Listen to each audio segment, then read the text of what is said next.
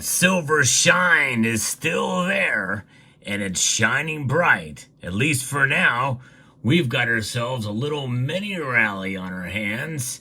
We'll discuss what this means for a possible climb back up to $32 an ounce that could occur next week. Let's talk about it as we explore.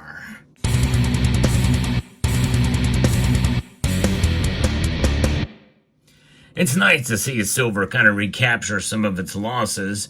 We're getting closer to that $32 mark again. We kind of get there and then it pulls back somewhat. But we know what's going on here. A lot of it is psychology, playing tricks with our minds, especially when it pretty much confirms what we already know. But that's why the markets are irrational. But what is rational is silver itself. In spite of the price that may be attached to it, we put a lot of emphasis on that, and I know I do, because considering that this is a precious metals news channel primarily.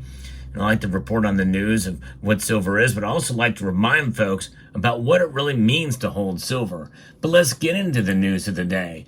The markets indeed are up all around, except for palladium, which was overvalued in its big jump yesterday. But gold is up almost a full percentage point, up 0.95% moments before the markets close, up $25 today to $2,655.90. I did make a purchase on the dip, caught it at the bottom of this mini dip that we've saw before. So we had a mini dip and now we're experiencing a mini rally. Silver, on the other hand, is up over 1%. In fact, it was starting to pull back from some of its gains it had earlier in the day, but it is up 35 cents to $31.57. That's 1.1% increase in the price of silver. By the way, the high for gold today was $2,662.10. The high for silver was $31.71. That's 29 cents away from $32. And on a Smackdown Friday, well, we just avoided it. In fact, this is a good reason to celebrate, because every Friday night I do a live stream, and to celebrate the silver's move into the upwards direction today, it's going to be a Fortune Friday. If you ever want to join us on our Friday night live streams, on occasion I've been known to whip out a fortune cookie or not, well, just one a session. I'm almost running out of this current box, but join me. We'll have a little bit of fun on the live stream. So what's going on here with the markets? Well, we had some inflation data that came out, and it came in better than expected. Oh yeah, does that surprise you? No, it shouldn't. The chefs at the Cook the Books Club are in effect. Gold rose over 1% earlier in the day as U.S. inflation data cemented prospects of a rate cut next month on November the 7th, restraining the dollar below recent highs, while safe haven demand stemming from the geopolitical tensions in the Middle East also lifted the bullion. And we've not heard much more new what's going on there as far as any kind of truce or anything to that regard. But there's still some tensions there, and that is buoying up gold and silver prices. When that does calm down, watch out. You know, all bets are off the table in terms of what gold and silver will do to the downside, especially silver. Be prepared for that as a possibility, by the way. But it's looking good for now.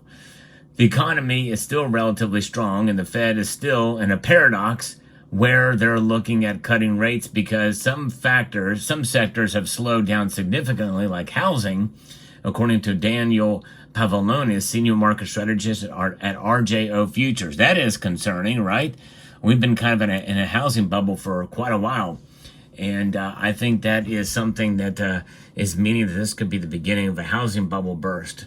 And in a sense, we're long overdue for it, because look how expensive homes are. It's crazy. Rents, real estate, homes, it's massive.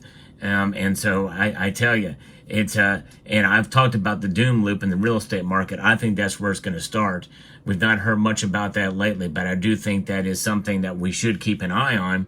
And gold and silver, I think, will be affected by that, as that could potentially participate or be in part of what could contribute to the next recession that could occur. U.S. producer prices were unchanged in September, pointing to a still favorable inflation outlook and supporting expectations of a Fed rate cut next month. The PPI numbers lean friendly for the previous metals market bulls and suggest the Fed remains on track for 2 quarter-point interest rate cuts this year, according to Jim Wyckoff over at Kitco. It follows data on Thursday showing U.S. consumer prices rose slightly more than expected last month, but the annual increase in inflation was the smallest in more than 3.5 years. Yes. And so what is the Fed Watch tool saying now? Well, remember, just yesterday, it was an 85-15 split. 15% say that they weren't going to do anything. They were going to leave rates unchanged. Now those metrics have changed fairly dramatically in a given day because of this news to 10.1% say now that the Federal Reserve is going to keep rates unchanged, and 89.9% say that it will be a quarter-point cut. Nobody is saying another half-point cut at this point in time. That's off the table. So just bolstering what already was a very strong expectation. Gold is expected to reach $3,000 by 2025 due to geopolitical tensions, inflation concerns, and election uncertainties, according to Pavlionis. And that very well could be the case. I could see that happening very easily. But I do think there are a number of factors that could lead to it heading in the opposite direction after that. But I think it's going to reach to that point first before it heads back down again. The dollar held below a 2-month high against a basket of peers on Friday. On the physical front, gold dealers in India charged premiums for the first time in 2 months as upcoming festival season attracted more jewelry buying. So that's going to hold demand for gold. Certainly, and I think that's going to be intriguing. In fact, speaking of that, just on a related note, you're not going to want to miss tomorrow's video. Tomorrow's video is going to be very, very important for gold and what's going on in that sector. Gold ETF holdings rose by almost 95 tons in the third quarter. It means that ETFs are making a positive contribution to gold demand, again for the first time in 10 quarters. And I think that's happening with silver too. I think we're going to see an increase there. We already are seeing it somewhat, and it is speculated that that's going to only continue, especially considering there's a whole lot more headroom with silver than gold. Even at $40, silver, I think, is a metal that's got potential to move higher than that if that were to, if we start to see more activity moving there and people seeing it as an opportunity metal. We'll find out. But nonetheless, that is the report coming to us from Reuters and what's going on there. Of course, a lot of these pieces, a lot of these articles, they talk about gold, but with silver reacts more radically, as we see. And now for the second day in a row, we are seeing positive movements to the upside for silver compared to gold. Although gold did not far outperform, or silver did not far outperform gold, but it did do enough in a positive direction that it has narrowed the gold to silver ratio to 84.39, which is still really, in a sense, for those of us who have been stacking for a long period of time, this is an unusually high number. It's crazy to think about 84-1. But remember, during the pandemic period, during that time in 2020, it was up to 126-1. It's crazy. It's crazy what was going on with silver. But it narrowed, and here we are now finding the average to be right around the 80s, at least for this period of time. I think it should be somewhere in the 70s or 60s. I think that's where the ratio really should be. Others feel it should be much lower, like 40s or 50s. But no matter what you think, the reality is where it is now. And when we think about what's happening and where the resistance level is for silver, $32.50, we're still far shy from that. I think it's got to hold on to that price for quite some time before we see some resilience in the markets. $32 is no longer the magic number, although for many of us, whole dollar movements or crossovers is a big deal. But for the technicals and for those that are paying attention to the moving averages and the like, $32 really is sort of meaningless as we flowed in and out of that number several times now. But silver, though, is more than just a number. It's more than just a price. And the more people that realize that, the more likely you're going to hold on to your metals, no matter really what the price does. The vast majority of your metals you hold on to, with some who may want to liquidate some of their silver holdings in times of a great movement to the upside. And I can understand that for some of your holdings. You can make your silver work for you in that regard. Others have done it in this community quite successfully. I've not really been one of those types of people, and for a myriad of different reasons. But I have been sort of trading some of it up towards gold.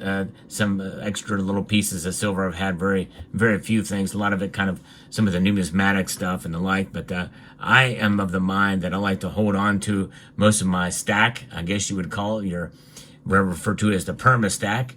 And there's something beautiful about silver that is quite intriguing, and not only because of its wealth preservation attributes, but because of its shine, because of its beauty, the ability to be crafted into so many different shapes and finishes. It's unique in its reflectivity to be able to bring out the beauty that even gold doesn't have. In many cases, gold has its own unique attributes in that regard, as far as ductile malleability and the ability to kind of showcase different things with gold. But silver, I think, does it just a tad better because it is the most reflective metal on the planet. So there it is. So let me know what your thoughts are about today's market moves with silver's price. I hope you found this video enjoyable, insightful, and informative. I like to give you the latest news here and analysis on precious metals, but I also like to do videos on tips and tricks and strategies with precious metals.